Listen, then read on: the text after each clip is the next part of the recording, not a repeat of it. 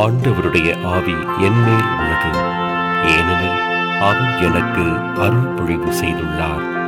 ஏழைகளுக்கு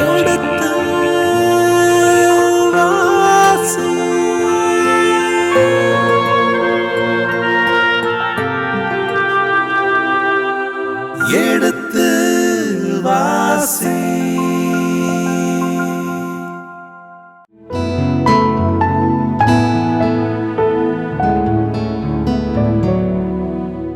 இனிய இதயங்களே, எடுத்து வாசி நிகழ்ச்சியில் குறிப்பேட்டின் 2ஆம் புத்தகத்துடனான விவிலிய இறை வசனங்களுக்கு செவிமடுத்துக் கொண்டிருக்கின்றோம்.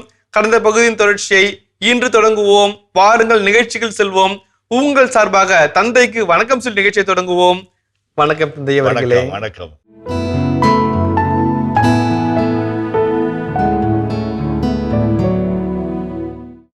பின்னர் சாலமோன் ஆண்டவரின் பலிபீடத்திற்கு முன்பாக இஸ்ரேல் சபையார் அனைவர் முன்னிலையிலும் நின்று தம் கைகளை விரித்தார். சாலமோன் 5 முழ நீளமும் 5 முழ அகலமும் 3 முழ உயரமான வெண்கல திருவுடை மேடை ஒன்றை செய்து அதை முற்றத்தின் நடுவில் வைத்தார். அதன் மேல் அவர் ஏறி இஸ்ரேல் சபையார் அனைவர் முன்னிலையிலும் முழந்தாளிட்டு தம் கைகளை விண்ணை நோக்கி உயர்த்தி மீண்டும் சொன்னதாவது: இஸ்ரேல் கடவுளாகிய ஆண்டவரே, விண்ணிலும் மண்ணிலும் உமக்கு இணையான கடவுள் இல்லை. ஏனெனில் நீர் முழு இதயத்தோடு உம்மை பின்பற்றும் உம் அடியார்கள் மேல் அன்பு கூர்ந்து உமது உடன்படிக்கையை காத்து வருகின்றீர். ஆதலால் என் தந்தையும் உம் ஊழியருமான தாவீதுக்கு நீர் அளித்திருந்த வாக்குறுதியை நிறைவேற்றியுள்ளீர். உம் வாயால் உரைத்ததை உம் கையால் என்று செய்து முடித்துள்ளீர். இஸ்ரேல் கடவுளாகிய ஆண்டவரே, என் தந்தையும் உம் அடியாருமான தாவீதுக்கு நீர் கொடுத்த வாக்குறுதியை நிறைவேற்றி அருளும். மிகப்பெரிய ஒரு ஜெபம், அழகான ஒரு ஜெபம். எப்ப நம்ம ஜெபிப்போம் சாமி? பிராங்கா சொல்லணும் அப்படின்னா, குருவா என்னை விட்டுட்டு மக்களா ஒரு பொது மனுஷனா சொல்றேன் சாமி. எனக்கு எப்போ மனசு கஷ்டமா இருக்குதோ, என் ஆண்டவரே என்னை பார்க்க மாட்டியா, என்கிட்ட பேச மாட்டியா சொல்லி ஜெபிப்பேன். எனக்கு எப்போ விரக்தியா இருக்குதோ உட்காந்துக்கிட்டு உன் முகத்தை பார்க்குறேன்ப்பா, எதிர் வழி நடத்துப்பா. எனக்கு எப்போ எதுவுமே இல்லையோ அப்போ பார்த்துட்டு எதுவும் இல்லை, எல்லாம் கைமீறி போச்சு, நீ தான் உட்கார்ந்து இருக்கிறேன், நீயே என்று சொல்லிட்டு ஜெபிப்போம் சாமி. இது பொது நிலையிற. குருவானவரை சொல்றப்போ நான் எந்திரிக்கிறப்போ உட்காரப்போ போறப்போ, ஆண்டவரே சாப்பாடு கொடுத்தேன் நன்றி, இங்க உட்காந்து பேப்பர் கொடுத்தேன் ஆண்டவர், இந்த வேலையை பார்க்க போறேன் நன்றி, இதுல இருந்து மக்களுக்கு 4 வார்த்தை சொல்ல போறேன் நன்றி ஆண்டவரே, பிரசவம் ரெடி பண்ண போறேன் ஆண்டவரே, ஜெபிக்க போறேன் ஆண்டவரே, போறோம் ஆண்டவரே, தூங்க போறேன் ஆண்டவரே, எந்திரிச்சிருக்க ஆண்டவரே எல்லாம் சொல்லிட்டு இருப்போம் சாமி. கரெக்ட், நீங்க சொன்னது உண்மையிலே கரெக்ட். இதுல இதனுடைய இன்னொரு படி ஒண்ணு இருக்குது. மனசு ஃபுல்லா நிறைஞ்சிருக்கும் போது நீங்க நினைக்காமே ஜெபம் வரும், நினைக்காமே ஜெபம் வரும், நினைக்காமே துதி வரும், நிறையாம ஆராதனை வரும், நினைக்காமே ஆண்டவர் தேடி போகிற ஒரு இடம் இருக்கும். எங்க எவ்வளவு தூரத்துல இருப்பீங்க, மிதிச்சுட்டு சைக்கிளை மிதிச்சுக்கிட்டு அல்லது பைக்கை விரட்டிட்டு நிறுத்திட்டு டப்புன்னு உள்ள போய், ஆண்டவரே தேங்க்ஸ்பா, நடக்கவே நடக்காதுன்னு நினைச்ச சாமி, முடியவே முடியாதுன்னு நினைச்ச சாமி, இவ்வளவு பேர் எழுத்து நிக்கிறாங்களே நினைச்ச சாமி, ஆனா சாட்சி கொடுத்தீங்க, உம்மால மட்டும் தான் சாமி ஆச்சு, நன்றி ஆண்டவரேன்னு. அதுக்கு எந்த விதமான ஒரு இது ஸ்பான்டேனியஸா வரும். அதான் ஜெபத்தை தாமஸ் கிரீன் நான் சொல்லியிருக்கிறேன். தாமஸ் கிரீன் என்கின்ற அழகான புகழ்பெற்ற உளவியலாரு, ஜெபவியலாரும் அவர் சொல்லுவாரு, அழகா சொல்வாரு, ஹோமோசென்ட்ரிக் பிரேயர், தெயோசென்ட்ரிக் பிரேயர். ஹோமோசென்ட்ரிக் பிரேயர் மனசு கஷ்டம், வேதனை கஷ்டம், மன வருத்தம், துன்பம், துயரம், வேதனை, வருத்தம், நம்மளுடைய கஷ்டங்களை அப்படி அள்ளி கொட்டுறது ஹோமோசென்ட்ரிக். அதுல மையம் நான் தான், என்னுடைய துன்பம் தான் மையம். ஆனா தெயோசென்ட்ரிக் ஆராதனை, துதி, நன்றி, புகழ்ச்சி, இதெல்லாம் கடவுள் சார்ந்தது. இப்ப ரெண்டும் ரொம்ப முக்கியம். ஆனா ரொம்ப அழகானது என்னன்னாக்க அந்த நன்றியின் பாக்கள். இப்ப ஜெபத்துக்கு நம்ம வரோம், நம்ம ஆண்டவரே இப்ப நல்லபடியே பிரசவம் ஆகணும் சாமி, தலைப்பிரசவம், புள்ள ஒல்லியா வீக்கா இருக்குது, தலை சுத்தி இருக்குதுன்னு சொல்றாங்க, இதான் சாமி பாத்துக்குன்னு சொல்லிட்டு சொல்றோம். அது அடுத்த நாள் காலையில ஆண்டவரே சுகப்பிரசவம் ஆச்சு சாமி, உடைய கிருபைலாம் ஆயிருக்காது, ஆகுமோ, அதாகுமோ, இதாகுமோ, செலவாகுமோ, பிள்ளை உடம்பு கெட்டு போகுமோன்னு நினைச்சேன், இன்னும் ஆகல சாமி, பத்திரமா காப்பாத்தின நன்றியோட. Prayer is a two-way traffic. One way onward journey, another way is return journey. நான் சாமி கிட்ட போறோம், ரிட்டர்ன் வரணும். அப்ப வரும்போதுதான் ஜெபம் நிறைவு பெறுகிறது, இல்லை என்றால் நிறைவு பெறாத ஒரு ஜெபமாக இருக்கிறது. அப்ப நிறைய சமயத்துல நம்ம வேண்டுதலுக்காக போவோம் ஒழிய நன்றிக்காக போக மறந்துடுவோம். அதுதான் இந்த இடத்துல சாலமோன் ரொம்ப அழகா அந்த வேண்டுதலையும் சொல்றாரு, அந்த நன்றியும் சொல்றாரு, ரெண்டையும் அழகா ஃபியூஸ் பண்றாரு. அழகா ஃபியூஸ் பண்ணி ஒரு அழகான ஜெபத்தை ஜெபிக்கிறார். இது அவருடைய தன்மை. அதுல நீங்க வாசிச்சதுல ரொம்ப அழகா சபையார் அனைவர் முன்னிலையிலும் அந்த 5 முழ உயரம் 5 முழ அகலம் கொண்ட 3 முழ உயரமான வெண்கல திரைமேடை ஒன்றை செய்து அது மேல அமர்ந்து மண்டியிட்டு கரங்களை வானோக்கி உயர்த்தி அவர் ஜெபிக்கின்றார். இல்லைங்களா? கரங்களை வானோக்கி அவர் ஜெபிக்கின்றார். இப்ப ஜெபத்தினுடைய பாஸ்டர் பாருங்க. கரங்களை உயர்த்தும் போது நாம் அந்த இதயத்தை ஆண்டவரை நோக்கி உயர்த்துகிறோம். ஆண்டவர் இதயங்களை மேலே எழுப்புங்கள் என்று குருவானவர் ஜெபத்தில் சொல்லும் போது நம்ம எந்த இதயத்தை நம்முடைய கரங்களை உயர்த்தி நம்ம கரங்களை குவித்து மகிழ்ச்சியோடு ஆண்டவர் ஆண்டோடம் எழுப்புள்ளோம் என்று நாம் சொல்லும் போது நம்முடைய இதயங்களை ஆண்டோடம் எழுப்புகிறோம். அப்ப கரங்களை உயர்த்தி ஜெபிப்பது என்பது அழகான ஒரு பாஸ்டர். சில சமயத்தில் அப்பா நான் பார்த்திருக்கிறேன், பெரிய வெள்ளிக்கிழமை மேல அல்லது முதல் வெள்ளிக்கிழமையில இறுதியாண்டவருக்கு ஒப்பு கொடுத்து முழு பிரார்த்தனை அப்படி கரவிரிச்சு சொல்லிட்டு இருப்பாரு. அப்படியே விறுவிறுத்து ஜெபம் சொல்லிட்டு இருப்பாரு வயசான காலத்துல கூட. அப்ப கரம் விரித்து ஜெபித்தல் என்பது மிக அழகான ஒரு பிரேயர் பாஸ்டர். கரங்களை விரித்து முழந்தாளிட்டு தம் கைகளை விண்ணை நோக்கி உயர்த்தி மீண்டும் சொன்னதாவது. அதுல 3 பாயிண்ட் இருக்கு சாமி, ஒவ்வொன்னா சொல்லுவோம். கடவுளாகிய ஆண்டவரே, இஸ்ராயலின் கடவுளாகிய ஆண்டவரே, விண்ணிலும் மண்ணிலும் உமக்கு இணையான கடவுள் இல்லை. அதான் first point. What is praise? Praising the lord for what he is, praising the lord for what he has done. ரெண்டு காரியங்களுக்காக. ஒன்று, கடவுளை அவர் என்னவாக இருக்கிறார் என்பதற்காக புகழ்வது, அவர் என்ன செய்தார் என்பதற்காக புகழ்வது. 2 இருக்குது. அவர் என்னவாக இருக்கிறார், விண்ணிலும் மண்ணிலும் இணையானவர் யாரும் கிடையாது. You are invincible, you are escapable. Okay, அதான் ரொம்ப அழகான ஒரு செய்தியா இருக்கு. விண்ணிலும் மண்ணிலும் இணையானவர் யாருமே கிடையாது. எந்த கடவுளா இருக்கட்டும், அது கேமோஷா இருக்கட்டும், அல்லது மார்துக்கா இருக்கட்டும், அல்லது பாகால் கடவுளா இருக்கட்டும், எந்த கடவுளும் உங்களுக்கு இணையான கடவுள் கிடையாது. அவ்வளவு அழகான ஒரு சத்திய கோட்பாடு அது. அடுத்த வசந்த வாசிப்போமே. ஏனெனில் நீர் முழு இதயத்தோடு உம்மை பின்பற்றும் அடியார்கள் மேல் அன்பு கூர்ந்து உமது உடன்படிக்கையை காத்து வருகின்றீர். என் இதயத்திற்கு உகந்தவன் இவனே. யாரு? தாவீது. ஓகே, முழு இதயத்தோடு அன்பு கூர்ந்து உம்மை பின்பற்றும் யாவரையும் நீர் காத்து வருகின்றீர். ரொம்ப அழகான வசனங்க. ரொம்ப அழகான வசனங்க. இந்த வசனம் அவ்வளவு ஈஸியா தட்டி விட்டு போக முடியாது. முழு இதயத்தோடு உம்மை பின்பற்றும் அடியார்கள் மீது அன்பு கூர்ந்து ஒரு உடன்படிக்கையை காத்து வருகிறேன். தாவீது முழு இதயத்தோட கடவுளை நேசிச்சாரு. அப்படியே எதிரியின் கூடாரத்துக்குள்ள போய் குண்டா நிறைய தண்ணி எடுத்துட்டு கொடுக்குறாங்க.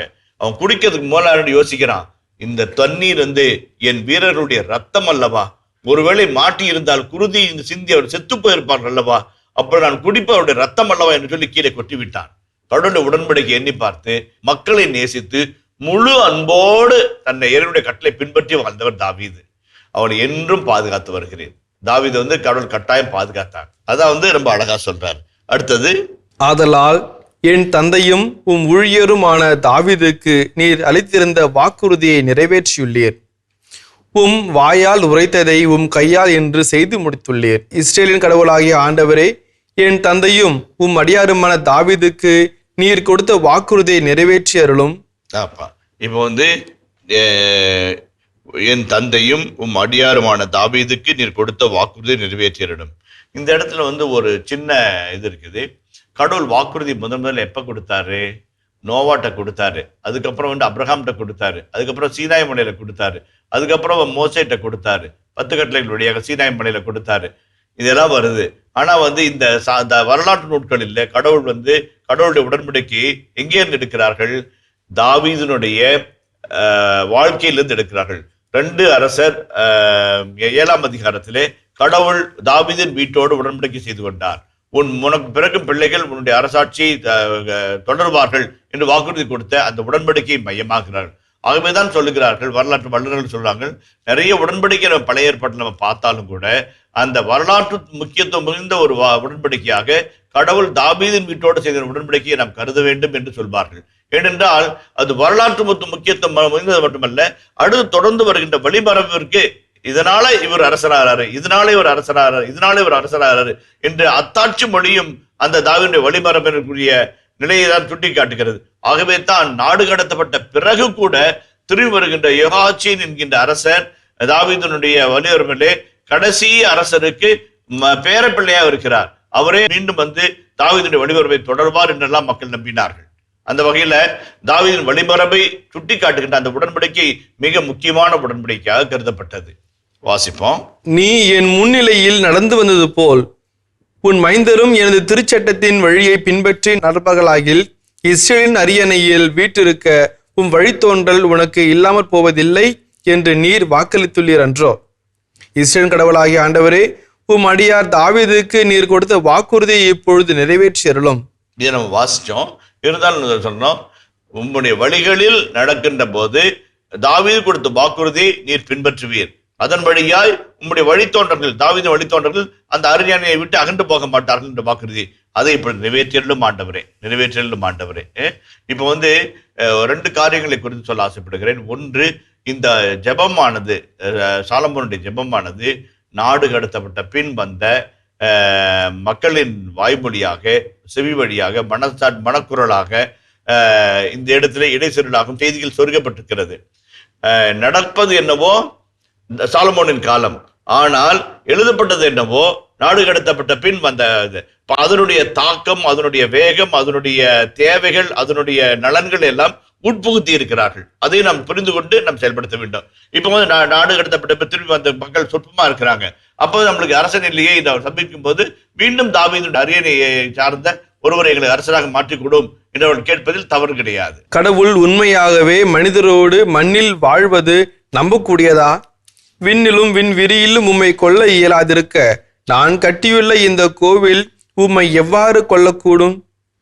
என் கடவுளாகிய ஆண்டவரே, உம் அடியானாகிய என் விண்ணப்பத்தையும் மன்றாட்டையும் கேட்டருளும். உம் ஊழியனாகிய என் கூக்குரலுக்கும் விண்ணப்பத்துக்கும் செவிசாய்த்தருளும்.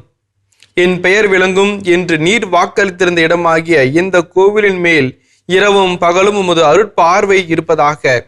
உம் அடியானாகிய எனது விண்ணப்பத்தை நீர் இங்கே கேட்டருள்வீராக. உம் அடியானும் உம் மக்களாக இஸ்ரவேலும் இவ்விடத்தை நோக்கி செய்யும் வேண்டுதலை கேட்டருளும். உமது உறைவிடமாகிய விண்ணகத்திலிருந்து கேட்டு எங்களை மன்னிப்பீராக. இப்ப ரொம்ப அழகான இந்த பகுதி வந்து ரொம்ப ஆழ்ந்த இறையிலே கொண்ட பகுதியாக இருக்கிறது. ஒரு ஆலயத்தினுடைய தன்மை என்ன, ஒரு ஆலயத்தினுடைய தேவை என்ன, ஒரு ஆலயத்திலிருந்து என்னவெல்லாம் நடக்கும் என்பதற்கு அருமையான ஒரு விளக்க உரையாக இந்த பகுதி அமைகிறது. இந்த உரையை பற்றி பேசும்போது 2 குறிப்பேடு 6ஆம் அதிகாரம் 18 முதல் 21 அல்லது 23 வரையுள்ள இறை வார்த்தைகளிலே எங்களுடைய அன்பு ஆயர் அருட்சொலன் ராயப்பன் மிக அழகான மறைவுரைகளை தந்திருக்கிறார். நிறைய இடத்திலே ஆலய அபிஷேக விழாவுக்கு போகும்போது அவர் அடுத்த உரைகளிலே மிக அற்புதமான கருத்துக்கள் இருக்கும். மிக அழகான ஆழ்ந்த விவிலிய கருத்துக்கள் அங்கு செறிவாக இருக்கும். அதிலிருந்து 1-2 கருத்துக்களை நான் எடுத்து இந்த இடத்திலே சொல்ல ஆசைப்படுகிறேன். கடவுள் உண்மையாகவே மனிதரோடு மண்ணில் வாழ்வது நம்பக்கூடியதா? அதாவது ஒரு ஹைப்பர்போலிக் லாங்குவேஜ் என்று சொல்வார்கள். ஹைப்பர்போலிக் லாங்குவேஜ் உயர்வு நவிர்ச்சி அணி என்று சொல்வார்கள். அதுல வந்து கடவுளே, இந்த விண்ணகம் உம்முடையது, உடைய மண்ணகம் உடையது, எல்லா இடத்திலும் நிறைந்திருக்கிறேன். இப்படிப்பட்ட நீர் ஒரு இடத்திலே குடியிருப்பது முடியுமா, நம்ப முடியுமா என்று அவர் கேட்டு, ஆனால் நீர் தங்குகிறீர், ஆனால் நீர் எங்களோடு இருக்கிறீர், உமக்கு நன்றி கூறுகிறோம் என்று சொல்கின்ற ஒரு பகுதியா இருக்குது. என் 19வது வசனத்தை வாசிங்களேன். என் கடவுளாகிய ஆண்டவரே, உம் அடியானாகிய என் விண்ணப்பத்தையும் மன்றாட்டையும் கேட்டருளும். உம் ஊழியனாகிய என் கூக்குரலுக்கும் விண்ணப்பத்துக்கும் செவிசாய்த்தருளும். இப்ப வந்து உம் அடியானாகிய எனது விண்ணப்பத்திற்கும் கூக்குரலுக்கும் செவிசாய்த்தருளும் என்று வருகிறது. விண்ணப்பம், கூக்குரல் என்னங்க? கூக்குரல் என்பது கதறி கதறி ஜெபிப்பது, கண்ணீரோடு ஜெபிப்பது, மனம் மருந்து ஜெபிப்பது, கூவி அழைத்து ஜெபிப்பது. ஆண்டவரே, நீர் மட்டும் வராவிட்டால் என் பக்கம் 1000 விழுந்தாலும் 10,000 விழுந்தாலும் நான் எங்கே போவேன் என்று சொல்லி கதறி ஜெபிக்கிறது கூக்குரல் இடுவது. மிக அவசர தேவையிலிருந்து கேட்பது. விண்ணப்பம் என்பது நம்முடைய அன்றாட தேவைகளுக்கு. அப்ப என் விண்ணப்ப கூக்குரலுக்கும் என்னுடைய விண்ணப்பத்திற்கும் செவிசாய்த்தருள்வீராக. 2க்குமே in my desperateness, in my goodness also, எல்லா நிலைகளிலும் நீரின் தேவைகளை சந்திப்பீராக. In my need and in my desperate situations, 2லும் நீரின் மன்னரை கேட்பீராக. அதுல பாருங்க, என் பெயர் 20ஆம் வசனத்தை வாசிப்போமே. என் பெயர் விளங்கும் என்று நீர் வாக்களித்திருந்த இடமாகிய இந்த கோவிலின் மேல் இரவும் பகலும் உமது அருட்பார்வை இருப்பதாக. அதான் ரொம்ப அழகானது. இரவும் பகலும் என்னங்கிறது தமிழ்ல உம்மை தொகை. உம்மை தொகை அற்புதம், சூப்பர் சூப்பர். உம்மை தொகை, உம்மை தொகை, இரவும் பகலும் உம்மை தொகை. இரவும் பகலும் என்றால் இரவுல 12 மணி நேரம், பகல்ல 12 மணி நேரம், டோட்டலா 24 மணி நேரம். ஏதோ வேற ஏதாவது நேரம் இருக்குதுங்களா? இல்ல. All the 24 hours let your eyes be upon your temple. ஆண்டவரே 24 மணி நேரமும் இரவும் பகலும் 24 மணி நேரமும் உங்களுடைய அருட்பார்வை இந்த ஆலயத்தின் மீது இருப்பதாக. உள்ள போறவங்க, வெளியே வரவங்க, துதிக்கிறவங்க, ஆராதிக்கிறவங்க, பழி செலுத்துறவங்க, பாவமன்னிப்பு கேட்கறவங்க, பரிகாரம் பண்றவங்க, அத்தனை பேருடைய ஜெபத்தை நீங்க கேளுங்க ஆண்டவரே. கேளுங்க. எவ்வளவு அழகான ஒரு ஜெபம் பாருங்க. இரவும் பகலும் அருட்பார்வை ஆலயத்தை விட்டு அகலாது இருப்பதாக. பார்த்துக்கிட்டே இருங்க. உள்ள போறவங்க, வரவங்க, அவங்களுடைய மனநிலைகள், கண்ணீரெல்லாம் தோல்பையில் சேர்த்து வைத்துட்டேன்னு சொன்னீரே, சேர்த்து வைங்க, பார்த்துக் கொள்ளுங்கள். இதான் அவருடைய ஜெபங்கள். உம் அடியானும் உம் மக்களாகிய இஸ்ரேலரும் இவ்விடத்தை நோக்கி செய்யும் வேண்டுதலை கேட்டருளும். என்ன அர்த்தம் இல்ல? அப்போ தூரமா இருந்து இதை திருப்பி பார்த்து ஜெபிச்சா கூட, நாடு கடத்தப்பட்டு பாபிலோன்ல இருந்து ஜெபிக்கும் போது எப்படி ஜெபிப்பார்கள்? எருசலேம் நகரம் எங்கே இருக்கிறதோ, எருசலேம் தேவன் எங்கே இருக்கிறதோ அங்கே நோக்கி தங்கள் முகத்தை வைத்து திருப்பி ஜெபம் செய்வார்கள். உம் இடத்தை நோக்கி ஜெபிக்கும் ஒவ்வொரு ஜெபத்தையும் கேட்டருளும் ஆண்டவரே. அப்ப இந்த ஜெபத்தினுடைய உண்மையான இடம் எங்க இருக்குது? எந்த காலகட்டம்? நாடு கடத்தப்பட்ட பின் இருக்க காலகட்டம். இந்த இடத்தை நோக்கி ஜெபிக்கிறவர்கள், இந்த ஆண்டவரே இந்த இடத்துல இருந்து வந்து ஜெபிச்சாலும், இந்த இடத்துல வந்து பழி செலுத்தினாலும், இந்த இடத்துல வந்து பாவ பரிகார ஒப்பு கொடுத்தாலும் அவங்க மட்டும் இல்ல, இந்த இடத்தை நோக்கி ஜெபிக்கிறவர்கள் கூட இல்லைங்களா? அதுதான் அந்த அழகான ஒரு அந்த செய்தி. இவ்விடத்தை நோக்கி ஜெபிக்கிற ஒவ்வொருவருடைய ஜெபத்தையும் விண்ணப்பத்தையும் நீர் கேட்டுவிடுவீராக. அடுத்து முது உறைவிடமாகிய விண்ணகத்திலிருந்து கேட்டு எங்களை மன்னிப்பீராக. என்ன ரொம்ப அற்புதமான ஜெபம். மன்னிப்பீராக என்பது சக்காஹ் என்ற எபிரேய சொல்லாக்கள். மன்னிப்பு என்பது கடவுளுடைய கொடை. மன்னிப்பு கடவுள் தான் முதலாக மன்னிக்கிறவர். ஆதாமியாவளை மன்னிக்க ஆரம்பித்த ஆண்டவர் இன்று வரை மன்னித்து கொண்டே இருக்கிறார். அவருடைய அருட்கொடையிலிருந்து வருகின்ற அருளின் வெளிப்பாடு தான் அது மன்னிப்பு என்பது. உன்னதமான கொடை. எங்கள் ஜெபங்களை கேட்டு எங்களை மன்னிப்பீராக. நாங்கள் தவறு செய்வோம், தப்பி போவோம், துரோகம் பண்ணுவோம், உண்மை வேண்டான்னு விளக்குவோம், நீர் கடவுள் இல்லைன்னு சொல்லுவோம், உங்களை காட்டி கொடுப்போம், உங்களை மறுதளிப்போம். ஆனாலும் எங்களை மன்னிப்பீராக. நாங்கள் குறையுள்ளவர்கள், நீரோ நிறைவானவர், விண்ணையும் மண்ணையும் ஆள்கிறவர், விண்ணையும் மண்ணையும் நிறைத்திருக்கிறவர், எங்கள் பாவங்களை மன்னிப்பீராக. அப்ப ஜெபத்துல கடவுளுடைய பார்வை ஆலயத்தின் மீது இருப்பதாக. எங்கள் ஜெபங்கள் கேட்கப்படுவதாக, எங்கள் கூக்குரல் மூலம் வருவதாக, எங்களுடைய தேவைகளை நீ சந்திப்பீராக. அதே போல எங்கள் பாவங்களை மன்னிப்பீராக. ஆலயத்துக்குள்ள நாம் ஜெபிக்கும் போது இவ்வளவு காரண காரியங்கள் நடக்கிறது. அதை மகிழ்ச்சியோடு ஏற்றுக்கொள்ள நாம் அழைக்கப்படுகின்றோம். அதனாலதான் நம்ம இந்த ஆலயத்துக்குள்ள ஏன் வரணும்? ஏன் கோயிலுக்கு என்ன ஜெபம் பண்ணு, வீட்டுல ஜெபம் பண்ண முடியாதா? வீட்டுல ஜெபம் பண்ண கடவுள் ஏத்துக்க மாட்டாரா என்று விதண்டா விவாதம் இல்லாமல் அந்த இறை பிரசனத்துக்குள்ளாக இறை கூடாரத்தின் மாட்சிக்குள்ளாக நுழைந்து அந்த இறை பிரசனத்தை உணர்ந்து துதித்து ஆராதித்து மன்னிப்பு வேண்டி பரிகாரம் செய்து நாம் போகும்போது உண்மையான வழிபாட்டுக்குள்ளாக போகிறோம் என்பதை நாம் புரிந்து கொள்கிறோம். அத்தோடு கூட இறைவனோடு உறவாடுகிற நாம் அடுத்தவரோடு உறவாடி ஒரு சமூகத்தை கட்டி எழுப்புகிறோம். ஒருவருக்குள்ளாக பந்தத்தையும் பாசத்தையும் நேசத்தையும் உருவாக்கி கொள்கிறோம். அந்த கிறிஸ்துவ குழுமத்தை நாம் நிறைவாக்கி கொள்கிறோம்.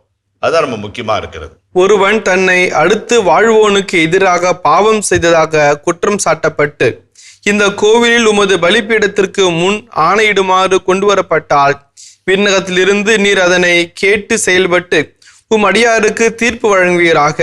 தீயவரை கண்டித்து அவருடைய தீய நடத்தைக்குரிய பழியை அவர் தலைமேல் சுமத்துவீராக. நேர்மையாளருக்கு அவரது நேர்மைக்கு தக்கவாறு செய்து அவர் நேர்மையாளர் என தீர்ப்பளிப்பீராக. ஆமா, சில சமயங்களிலே ஆலய முற்றங்களிலே அல்லது ஆலயத்திலே நன்மை தீமை என்பதற்கான வழக்கு விசாரணைகள் நடைபெறக்கூடிய வாய்ப்பு இருந்திருக்க கூடும். ஆகவே ஆண்டவரே நம்முடைய ஆலயத்தின் உதாரணத்துக்கு வருங்க, ஆலயத்துல அவர் இருக்கும்போது தன் விடிய காலையில் ஆலயத்தில் இருந்தபோது விபச்சாரத்தில் பிடிபட்ட பெண்ணை அவன் இழுத்து போட்டு சொல்லுங்கள் கொல்லுவோம் என்று சொல்லி ஒரு கூட்டம் கொக்கரித்தது. இயேசு உங்களில் பாவம் இல்லாதவன் முதல்களை எரியட்டு சொன்னபோது ஆலய முற்றம் தானே அது, சாலமோனின் மண்டபத்தில் தானே அவர் இருக்கிறாரு. அப்ப ஆலயத்தில் வருகின்ற போது நன்மை செய்தவர் யார், தீமை செய்தவர் யார், நேர்மையாளர் யார், பொல்லாதவர் யார் என்பதை நீர் தீர்ப்பிட்டு நீதி வழங்கும் ஆண்டவரே. அது அந்த அழகான ஒரு ஜெபம். விண்ணகத்திலிருந்து நீர் அதனை கேட்டு செயல்பட்டு உம் அடியாருக்கு தீர்ப்பு வழங்குவீராக. இந்த ஜெபம் எப்படி ஆரம்பிச்சிச்சுங்க? இந்த ஜெபம் எப்படி ஆரம்பிச்சிச்சு? 2ஆம் வசனம், நானோ உமக்கென மேன்மிகு இல்லத்தை நீர் என்னாலும் உறையும்படி ஒரு தலத்தை எழுப்பியுள்ளேன். 23, விண்ணகத்திலிருந்து நீர் இதனை கேட்டு செயல்பட்டு உம் அடியாருக்கு தீர்ப்பு வழங்குவீராக. இதெல்லாம் இடைசர்கள் நாடு கடத்தப்பட்ட பின், ஆலயம் அழிக்கப்பட்ட பின் எழுதப்பட்ட இறை வார்த்தைகள் இங்கே இடைசர்களாக செருகப்பட்டிருக்கிறது. விண்ணகத்திலிருந்து நீர் கேட்டு தீயவரை தண்டித்து அவருடைய தீய நடத்தைக்குரிய பழி அவர் மேல் சுமத்துவீராக. நேர்மையாளருக்கு நேர்மைக்கு தக்கவாறு அவருக்கு நேர்மையாளர் என தீர்ப்பளிப்பீராக. ரொம்ப அழகா சொல்வார். ரொம்ப அழகா சொல்வாரு. திருப்பாடல் 1 சொல்லுவாங்க, யார் பொல்லார் யாரு, நேர்மையாளர் யாருன்னு அழகா சொல்வாரு.